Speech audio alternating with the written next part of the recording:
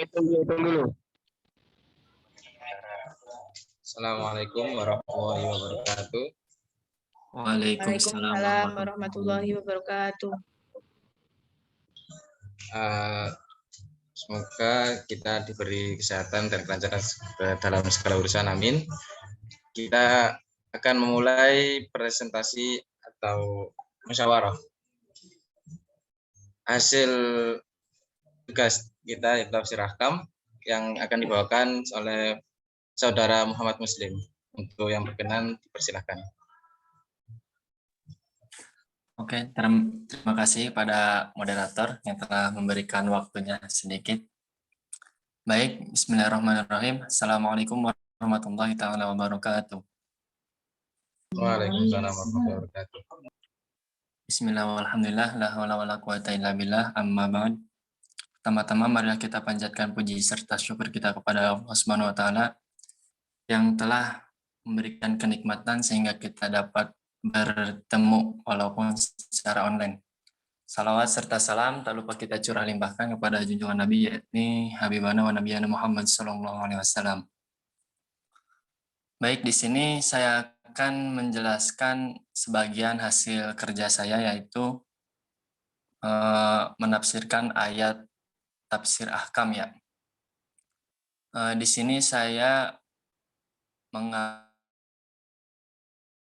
yang mengenai tentang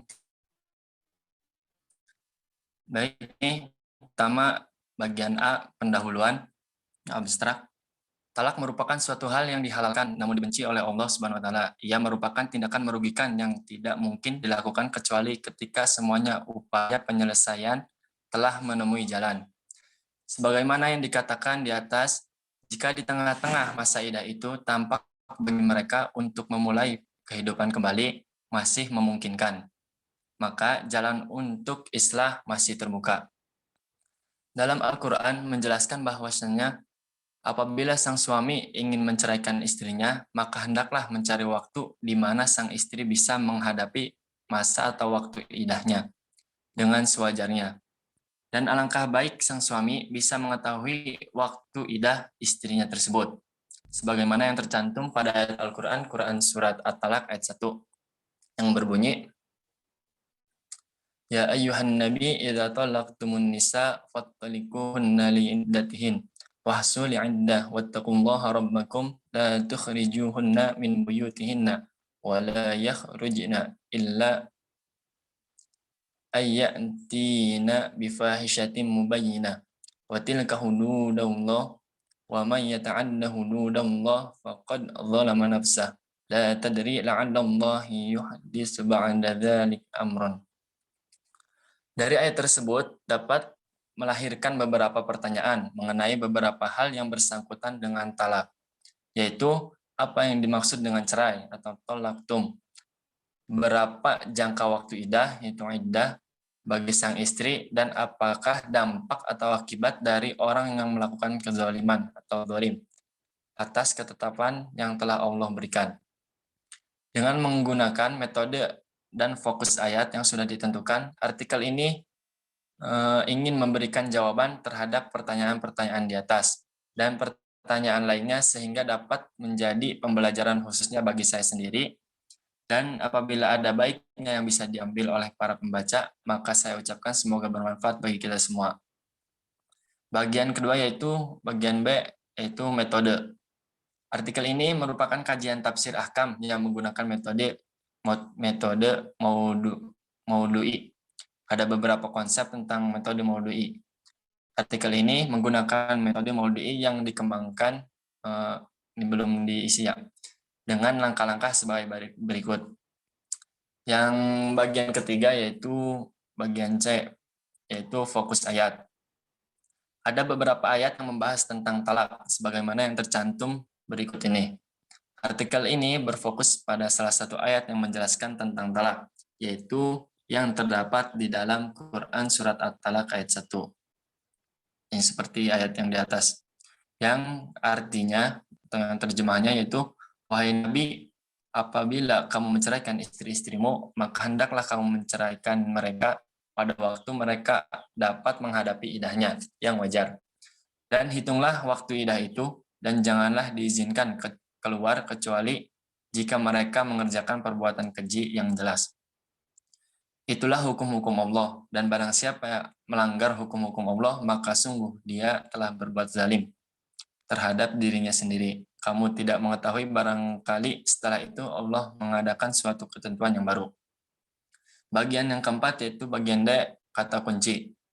Berdasarkan ayat di atas, maka fokus ayat memiliki beberapa kata kunci.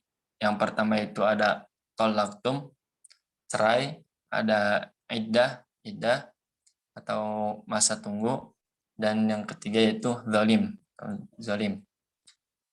Yang pertama, kata tolaktum yang berada pada surat At-Talaq dalam Al-Quran itu berjumlah 4, yaitu pada Quran surat ke-25 Talak ayat 1, surat Al-Baqarah ayat 231, dan ayat 232, dan ayat 236. Ayatnya bisa dibaca di bawahnya ya. Di dalam Quran surat Al-Baqarah ayat 231 ini memberikan informasi yaitu tentang cara suami yang telah menjatuhkan talak kepada istrinya. Terus pada ayat berikutnya yaitu pada Quran surat Al-Baqarah ayat 232 ini memberikan informasi yaitu sebuah larangan bagi suami untuk melarang istrinya yang sudah ditalak dan jatuh tempo pada masa idahnya untuk kawin lagi apabila sudah ada kerelaan di antara keduanya. Nomor yang kedua yaitu kata iddah yang berada di surat At-Talaq di dalam Al-Quran itu berjumlah 7, yaitu pada Quran surat kedua yaitu surat Al-Baqarah pada ayat 184 dan di ayat 185 itu disebutkan 2 kali. Kemudian Quran surat ke-9 yaitu surat At-Taubah pada ayat 32 dan ayat ke-37. Kemudian Quran surat ke-33 yaitu surat Al-Ahzab pada ayat 49, kemudian Quran surat ke-25 yaitu Quran surat At-Talaq yaitu pada ayat-ayat yang pertama, ayat yang ke-1. Di dalam Quran surat Al-Baqarah ayat 184 ini menerangkan bahwa iddah beberapa hari adalah menjelaskan itu jangka waktu atau tempo yang harus dilalui. Kemudian di dalam Quran surat At-Taubah ayat 37 memberikan informasi bahwa kata iddah itu berarti bilangan. Kemudian bagian yang ketiga atau nomor yang ketiga yaitu kata zalim. Beberapa berada di surat At-Talaq dalam Al-Quran itu berjumlah ada 4 ya. Yaitu pada Quran surat kedua Al-Baqarah ayat 231, kemudian Quran surat ke-25 yaitu surat Al-Kahfi ayat 87, kemudian Quran surat ke-27 surat An-Naml pada ayat 11, dan Quran surat ke-25 yaitu surat At-Talaq ayat 1. Di dalam Quran surat Al-Baqarah ayat 231 ini memberikan informasi bahwa kata zalim itu adalah perbuatan jahat. Dalam artian dari ayat tersebut bahwa suami jangan ada maksud jahat ketika hendak merujuk sang istri.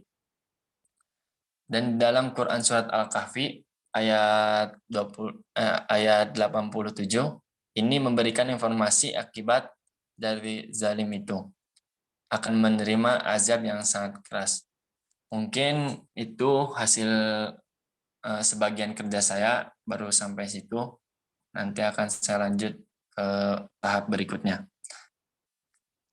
Mungkin sekian dari saya, kembalikan kepada moderator. Baik, terima kasih kepada Mas Muhammad Muslim telah menyampaikan sebagian hasil dari tugasnya. Untuk peserta sekarang bisa dibuka sesi diskusi. Sementara saya buka satu pertanyaan dulu.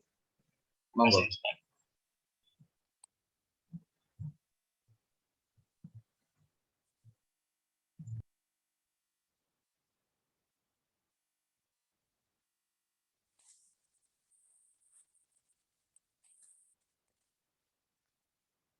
Ayo barangkali ada yang ditanyakan.